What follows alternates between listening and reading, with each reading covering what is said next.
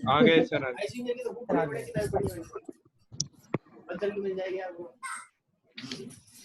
Good morning sir. Good morning. सुनाई दे रहा है? Yes sir. Yes sir. चलो जल्दी से स्टार्ट करते हैं। Yes sir.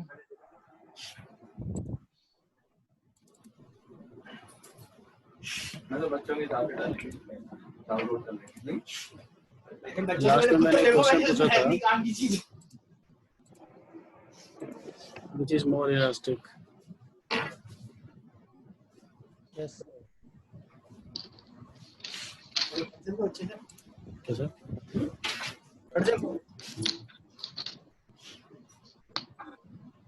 दिख रहा है, स्क्रीन दिख रहा है? Yes sir. चलो कुछ लोगों ने किया है, कुछ लोगों ने गलत किया है। आंसर सही है, तरीका गलत है कई लोगों का। ये क्वेश्चन पूछा था मैंने कि which is more elastic in rubber and steel. If the length, cross section area, the force applied are same, then how will you prove that which one is more elastic mathematically? ठीक है, देखिए एक बार, एक है rubber, ये ऊपर वाला rubber है, नीचे वाला स्टील है। इस पे जब फोर्स लगा तो इसके अंदर जो चेंज इन लेंथ है कितना आया है? Delta L R. और जब स्टील में फोर्स लगा तो कितना चेंज आएगा? Delta L S. कौन सा ज्यादा होगा? डेल्टा एल आर ज्यादा होगा, delta L S? Delta L R. Rubber ज्यादा स्ट्रेचेबल है तो ज्यादा चेंज इन लेंथ किस में आएगा? Delta L R, sorry rubber में आएगा। तो स्ट्रेन किस में ज्यादा होगा? रबर में। स्ट्रेन ज्यादा किस में होगा? रबर में, क्योंकि स्ट्रेन क्या होता है? Change divided by original length. ठीक है, ये स्ट्रेन है। स्ट्रेन किसका ज्यादा है? रबर का ज्यादा है। This delta LR is more than delta LS. Then we know that Young's modulus is equals to stress upon strain. Okay, then elastic modulus of rubber will be force upon area. ये क्या है? Stress upon stress है। ये क्या है? Strain. Stress upon strain. Steel के लिए क्या हो जाएगा? फोर्स अपॉन एरिया तो सेम है, ये भी सेम है, और चेंज ओरिजिनल लेंथ भी दोनों के लिए सेम है। सिर्फ चेंज क्या हो रहा है? Change in length for the case of rubber and for the case of steel. So we can say that the Young's modulus of या फिर elastic modulus of rubber is less than steel. ठीक है, बस ये इतना लिखना था। और लास्ट में एक लाइन लिख देंगे कि since the Young's modulus of rubber is less than the steel, so rubber is lesser elastic than steel. ठीक है, इतना पढ़ा। चलिए नेक्स्ट लेक्चर। एक डाउट सर। सर मैं कह रहा था सर, अपन स्ट्रेन किसको मान के करते हो? उस वक्त फोर्स छोड़ने के बाद जो चेंज इन लेंथ रहता है उसको मानते ना सर? दो तरह का डिफॉर्मेशन है। देखो ना, सुनो, देखो अगर रबर है, सपोज एक प्लास्टिक है, प्योर प्लास्टिक है, तो मैं इसको स्ट्रेच करूंगा, जब छोड़ूंगा फोर्स तब भी उतना ही लेंथ आएगा चेंज। हाँ ठीक है, लेकिन अगर वो इलास्टिक मटेरियल है तो छोड़ूंगा तो वापस आ जाएगा वो तो। हाँ ठीक है, तो डिपेंड करता है कि वो चीज की स्ट्रेन होती है ना। नहीं, पूरा कैसे नहीं आएगी? जैसे रबर है वो तो पूरा चेंज वापस आ जाता है लेंथ। नहीं सर, अगर अपन ज्यादा वो होल्ड करते तो वो धीरे धीरे उनकी लेंथ बढ़ जाती है सर। जैसे इलास्टिक होता है सर अपने पजामा वगैरह में। हाँ सुनो, जैसे बहुत मैक्सिमम जो मटेरियल्स हैं, जो मेटल्स हैं, वो इलास्टोप्लास्टिक मटेरियल होते हैं। अगर थोड़ा भी फोर्स लगा होगा उसमें प्लास्टिक डिफॉर्मेशन थोड़ा सा होगा ही, फोर्स छोड़ने के बाद भी। ठीक है, इसलिए एक सेकंड, सर्वर ऑन करना है क्या? नहीं सर्वर ऑन नहीं करना, ये इसको लगा रहा था मैं, चेक कर रहा था सर। सर्वर ऑन नहीं, ये जो है ना स्प्लिटर मिल जाते हैं बढ़िया। स्प्लिटर का ध्यान रखना, मार्केट से खरीद लेते हैं। हां स्प्लिटर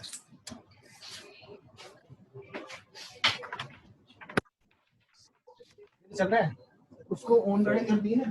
सर्वर ऑन करने की जरूरत नहीं है, बस ये बस पीसी ऑन रहना चाहिए। अच्छा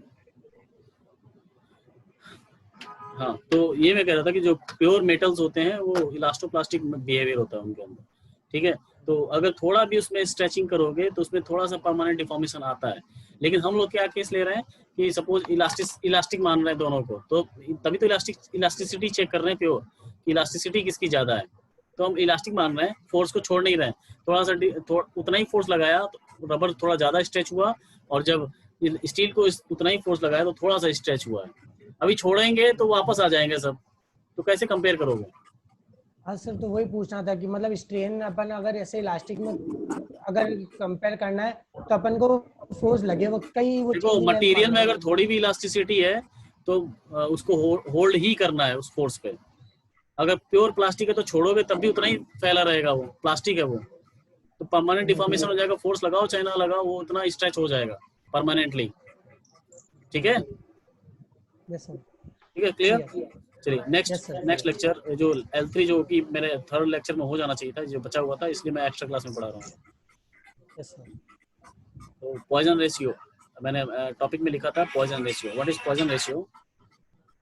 When a deformable body is subjected to an axial load, tensile load, not only does it elongate but it also contract laterally. Laterally मतलब जो लेंथ है, फोर्स के डायरेक्शन का जो लेंथ है उसके परपेंडिकुलर जो डायरेक्शन उसको बोलते हैं लेटरल डायरेक्शन। ठीक है, उसको बोलते हैं लेटरल डायरेक्शन। तो जब भी मैं फोर्स लगा रहा हूँ किसी ऑब्जेक्ट के ऊपर तो उसका लेंथ तो बढ़ रहा है, किस डायरेक्शन में? फोर्स के डायरेक्शन में, लेकिन एट द सेम टाइम उसका डायमीटर भी कम हो रहा है, लेटरल डायरेक्शन, उसको बोलते हैं लेटरल डायरेक्शन, लेटरल या फिर ट्रांसवर्स डायरेक्शन। ठीक है, तो similarly when a member is subjected to compressive load, अगर मैं कंप्रेस करूं तो लेंथ तो कम होगा ही, लेकिन डायमीटर क्या होगा? इंक्रीज होगा in the lateral direction. Diameter किसमें है? लेटरल डायरेक्शन में। ये डायरेक्शन कौन सा है? Lateral direction, Y direction. Y direction is lateral direction. अगर एक्स इसको मान रहे हैं हम लॉन्गिट्यूडनल को, तो लेटरल डायरेक्शन वाई में होगा। ठीक है, तो जब कॉन्ट्रैक्ट करेंगे, जब कंप्रेस करेंगे तो उसका डायमीटर इंक्रीज होगा, जब लेंथ को इंक्रीज करेंगे, टेंसाइल फोर्स लगाएंगे तो उसका डायमीटर डिक्रीज होगा। सो पॉइजन्स, एक पॉइजन जो साइंटिस्ट इंजीनियर था, उसने observe that the ratio of these strain with in elastic limit, ध्यान रहे with in elastic limit, elastic limit में बाहर नहीं, with in elastic limit is constant. एक कोई रेशियो है जो कि कांस्टेंट आ रहा है, उसको उसने पॉइजन रेशियो बोला, लेकिन वो रेशियो है क्या? This ratio is known as Poisson ratio. It is defined as the ratio of lateral strain. Lateral मतलब जिधर फोर्स नहीं लगा रहे हैं, ठीक है, जिधर फोर्स नहीं लगा रहे हैं, to the longitudinal strain. Longitudinal strain कौन सा है? जो कि फोर्स के डायरेक्शन में, और लैटरल डायरेक्शन कौन सा है? जो फोर्स के परपेंडिकुलर डायरेक्शन में जो स्ट्रेन आई। ठीक है, तो ये क्या होगा? ये क्या होगा? चेंज इन लेंथ होगा या चेंज इन डायमीटर होगा? रचित बताओगे? Unmute yourself. Lateral strain will be तो चेंज इन डायमीटर होगा ना? चेंज इन डायमीटर होगा। सपोज एक बार है ऐसा और इस पे मैं फोर्स इस डायरेक्शन में लगा रहा हूँ, ठीक है, ये एक्स है, ये एक्स, और ये डायरेक्शन कौन सा है? वाई। ठीक है, तो चेंज इन डायमीटर किधर होगा? वाई में होगा। तो लेटरल डायरेक्शन, लेटरल स्ट्रेन कौन सा होगा? Change in diameter divided by original diameter divided by change in length divided by original length. ठीक है, लॉन्गिट्यूडनल स्ट्रेन क्या है? Change in length divided by original length, और लेटरल स्ट्रेन क्या होगा? Change in diameter divided by original diameter. ठीक है, तो नेक्स्ट जो डायग्राम है जो मैं बनाने की कोशिश कर रहा था उसमें क्या है? ओरिजिनल लेंथ ये है, फोर्स पी लगाया, लेंथ बढ़ा, डायमीटर क्या हुआ? कम हुआ। तो लॉन्गिट्यूडनल स्ट्रेन क्या होगा? Change in length divided by original length. तो लेटरल स्ट्रेन क्या होगा? Change in diameter divided by original diameter. ये मैग्नीट्यूड लिया गया है, लेकिन हमें पता है कि फाइनल माइनस इनिशियल क्या होगा? नेगेटिव होगा। डायमीटर में फाइनल क्या है? कम हो गया, ये डायमीटर क्या हो गया? कम हो गया। तो this minus original diameter minus negative आएगा। ठीक है, नेगेटिव आएगा, ये नेगेटिव ले लिया गया पहले ही, और ये पॉजिटिव लिया जाएगा क्योंकि ये चेंज है, एक मैग्नीट्यूड है। ठीक है, तो लेटरल नेगेटिव होगा तो ये पॉजिटिव होगा फॉर श्योर, अगर ये नेगेटिव होगा तो ये पॉजिटिव होगा फॉर श्योर। इसका मतलब इसका यूनिट क्या हो गया हमेशा? सॉरी, इसका मैग्नीट्यूड क्या होगा? नेगेटिव में आएगा, इसका नेगेटिव हमेशा नेगेटिव आएगा, लेकिन इसका फॉर्मूला ही ऐसा बनाया गया है जिसकी वजह से इसका वैल्यू पॉजिटिव है। क्यों? कि पहले दे दिया गया माइनस, पहले ही माइनस लगा दिया गया इसके साथ पहले से माइनस लगाया गया, क्योंकि ये रेशियो पहले नेगेटिव आएगा क्योंकि इन दोनों में से कोई एक नेगेटिव है, तो एक नेगेटिव और बाहर रखा गया पहले से फॉर्मूले में, तो दोनों नेगेटिव मिलके क्या कर देंगे, पॉजिटिव कर देंगे। इसलिए पॉइजन रेशियो एक यूनिटलेस डायमेंशन है, but always to be positive. Positive क्यों आएगा, क्योंकि नेगेटिव पहले से लगाया गया। ठीक है, समझ में आ रहा है हेमंत? हेमंत कहाँ गया? Yes sir. समझ में आ रहा है? Yes sir. रिजवान क्या? Yes sir. समझ में आया क्यों नहीं पॉजिटिव आएगा पॉइजन रेशियो? हाँ हाँ सर। पहले से फॉर्मूले में नेगेटिव लगाया गया पहले से, क्योंकि इसका हमको चाहिए जो वैल्यू है वो पॉजिटिव में है। ठीक है, तो ये क्या लिखा है, E Y epsilon Y upon epsilon X. Epsilon X क्या है, लॉन्गिट्यूडनल स्ट्रेन एक्स डायरेक्शन में, और एक्स के परपेंडिकुलर डायरेक्शन कौन कौन सी होती हैं, वाई और जेड। तो जो भी वाई और जेड में जो स्ट्रेन होंगी वो क्या होंगी, लेटरल स्ट्रेन होंगी। तो epsilon Y divided by epsilon X equals to minus of epsilon Z upon epsilon X. Epsilon X को लॉन्गिट्यूडनल स्ट्रेन क्यों बोल रहे हैं, क्योंकि फोर्स किस में लग रहा है, एक्स डायरेक्शन में लग रहा है। लेंथ किस में इंक्रीज होगी, एक्स डायरेक्शन में। ठीक है, इसलिए इसको बोला गया है लॉन्गिट्यूडनल।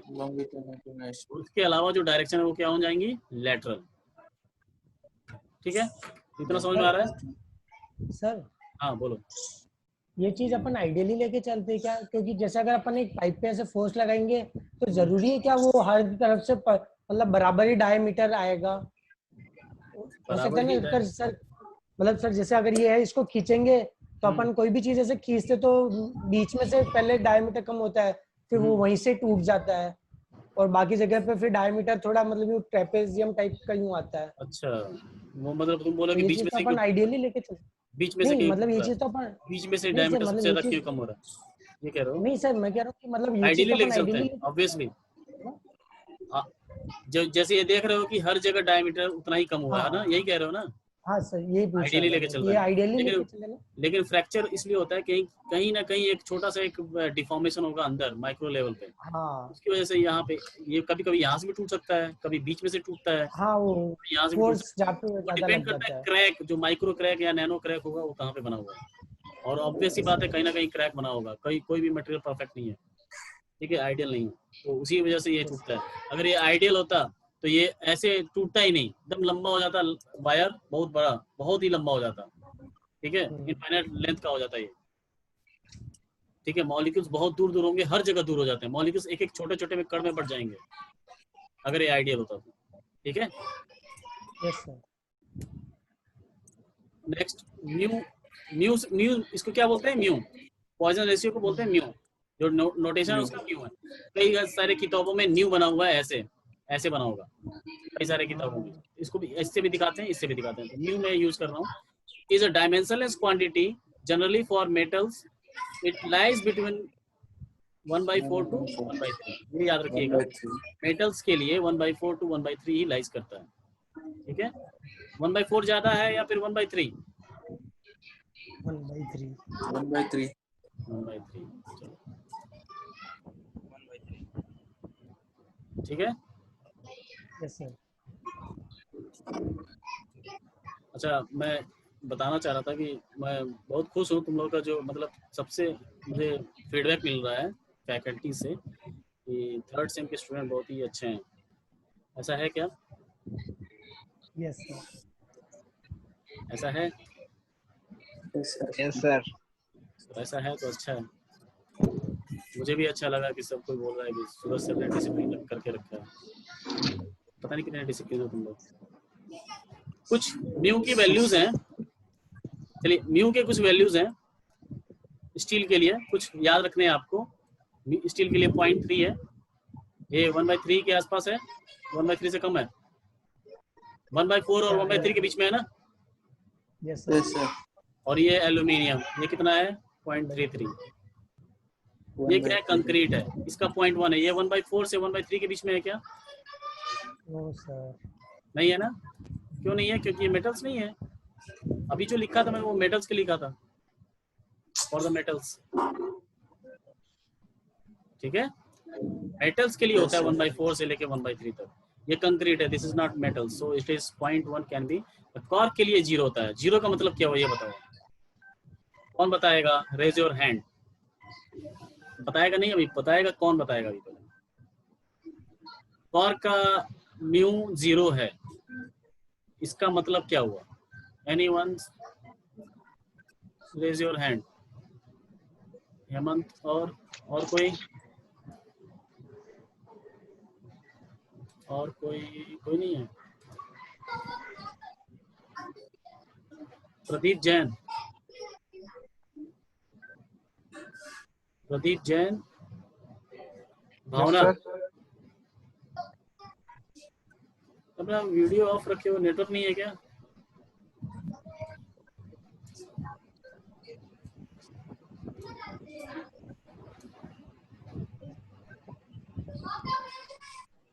किसी के घर से आवाज आ रही है, म्यूट कर लो अभी। तो कुछ लोग, मैं जब बोलूंगा तब मैं किसी से पूछूंगा। कुछ लोग मतलब जिसके घर से आवाज आ रही ज्यादा, वो बंद म्यूट कर ले बेटा, उनको पता होगा किसके घर से आवाज आ रही है। म्यू का कॉर्क का ये क्या कहते हैं, पॉइजन रेशियो 0 है, इसका मतलब क्या हुआ? कॉर्क जानते हैं क्या होता है? कॉर्क आपने देखा केमिस्ट्री लैब में कई सारे बॉटल्स को उस कॉर्क से बंद किया जाता है। एक स्पेशल टाइप का कैप है जो रिएक्शन नहीं करता है, इसलिए उस कॉर्क को यूज किया जाता है। कॉर्क की पहले क्रिकेट की बॉल भी आती थी, ठीक है? तो आप अनम्यूट कर सकते हो, लेकिन जो जिसके घर से साउंड आ रहा है ना, वो बंद कर लें बेटा। जिसके घर से साउंड आ रहा है, जो मतलब अवॉइड नहीं कर सकते हैं, वो बंद कर लें। बाकी लोग अनम्यूट कर लीजिए।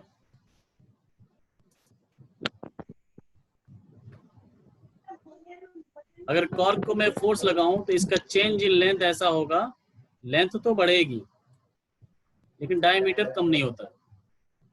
मतलब होगा थोड़ा बहुत, बहुत ही इतना ज्यादा मतलब माइन्यूट होगा कि इसका जो रेशियो आएगा, change in diameter divided by original diameter divided by change in length divided by original length. तो ये जो है, ये जो डेल्टा डी, वो बहुत ही कम होगा। ये बहुत ही कम नहीं, मतलब ऑलमोस्ट 0 के बराबर होगा, इसलिए इसका रेशियो क्या आएगा? 0 आएगा। इसका मतलब कॉर्क में कोई लैटरल स्ट्रेन नहीं होता है, लैटरल डिफॉर्मेशन नहीं होता है अगर लॉन्गिट्यूडनल डायरेक्शन में फोर्स लगाया जाए, ठीक है? तो इसका भी इसके इस प्रॉपर्टी की वजह से भी कई जगह यूज किया जाता है इसको। रबर का क्या होता है? 0.5। इसका मतलब क्या हुआ? अगर मैं 1 मीटर का लेंथ इंक्रीज करता हूं तो आधा मीटर उसका डायमीटर कम हो जाएगा, सॉरी स्ट्रेन आधा हो जाएगा, डायमीटर आधा नहीं होगा, आधा मीटर का नहीं होगा, क्योंकि ये रेशियो है change in diameter divided by original diameter, ठीक है? अगर ये 5 मीटर होता है, 5 का स्ट्रेन आता है इसमें, तो यहाँ पे क्या आएगा? स्ट्रेन 10 का। समझ रहे हो? अगर सपोज एक स्क्वायर साइज का ब्लॉक है, स्क्वायर साइज का रबर का ब्लॉक है, आप इसको घर पे यूज चेक भी कर सकते हो, घर पे इरेजर होता ही है, इसको भी चेक कर सकते हो आप। एक इसको स्ट्रेच करूं मैं तो इसका जो लेंथ है, क्योंकि अगर मैं इसका ओरिजिनल लेंथ ए मानता हूं, ए, और ये भी वर्टिकल लेंथ क्या मानता हूं? ए, और इसको स्ट्रेच करता हूं एक्स डायरेक्शन में, तो इसका डायमीटर क्या होगा? अगर इसका लेंथ बढ़ जाता है ए, और मतलब 2a हो जाता है, ठीक है? 2a हो जाता है। ये कितना होगा डायमीटर? डायमीटर कितना हो जाएगा? a/2 हो जाएगा ना? तो समझ रहे हो? a/2 डिवाइडेड बाय a, क्या हो जाएगा? हाफ हो जाएगा, 1/2 हो जाएगा, ये हो जाएगा ना? चेंज इन डायमीटर देखना, चेंज इन डायमीटर कितना है? पहले a था, फिर a/2 हो गया, a/2 डिवाइडेड बाय a, और नीचे क्या है? चेंज इन लेंथ कितना है? a डिवाइडेड बाय, ठीक है? तो बचेगा क्या? 1/2, तो हाफ आएगा। रबर के केस में हमेशा हाफ होगा। तो आप इसको घर पे भी चेक कर सकते हो।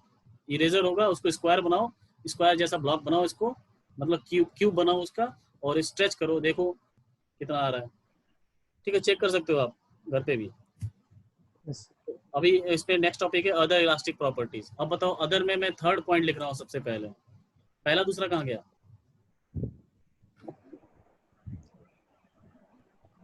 यंग्स मॉड्यूलस तो ऑलरेडी हो और चुका ये है। हाँ यंग्स और मॉडुलस हो फिर गया, म्यू, दूसरा होना चाहिए था। हाँ उसके बाद म्यू, और फिर ये म्यू, म्यू वो भी Bunk मैकेनिकल, दूसरा ऐसे ये mu mu is also Poisson ratio. ठीक है, Poisson ratio Young's models already हो चुका है, इसलिए मैंने उन दोनों का नंबर नहीं लिखा है, इसका लिखा था कि आप लोग पहचान पा रहे हो ना मैकेनिकल प्रॉपर्टीज क्या होती हैं। तो mechanical properties first is Young's model, second is mu मतलब पॉइजन रेशियो, वो भी मैकेनिकल मटेरियल प्रॉपर्टी है। Now is the third is shear modulus. अब शियर नाम से पता चला शियर स्ट्रेस से मतलब होगा और शियर स्ट्रेन से मतलब होगा।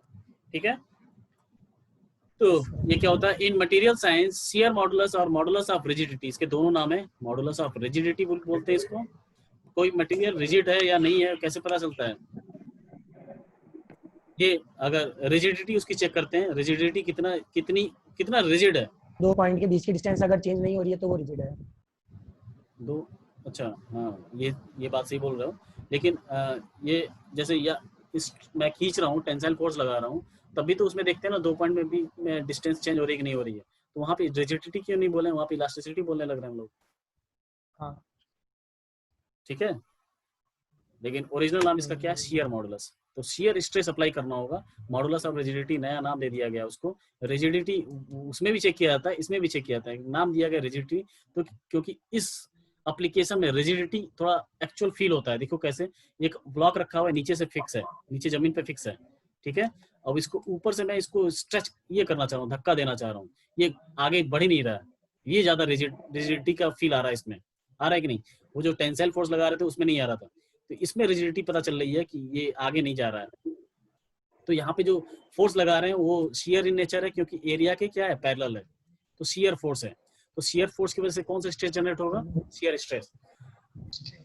ठीक है, तो once again it is also modulus, तो it will be the ratio of stress upon strain, but the stress, the type of stress and type of strain will be different.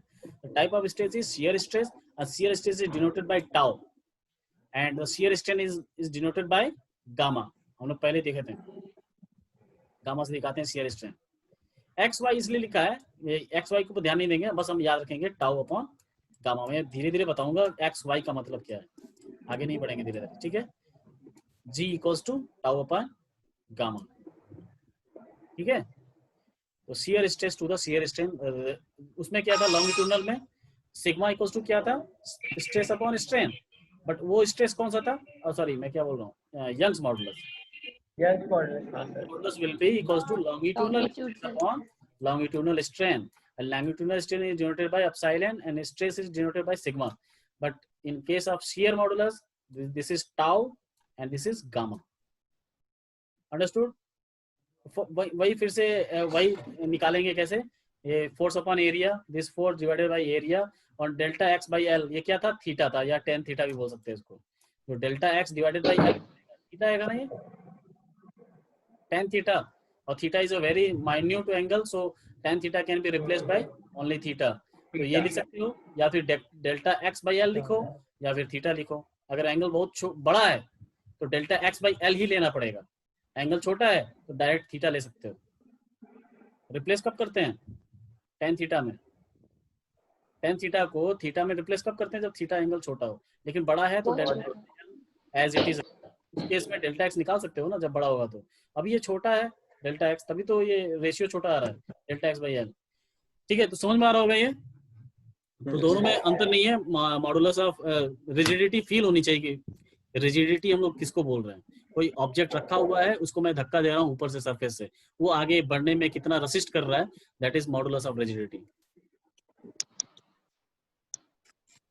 Next is bulk modulus K, it is the ratio of average stress to the volumetric strain.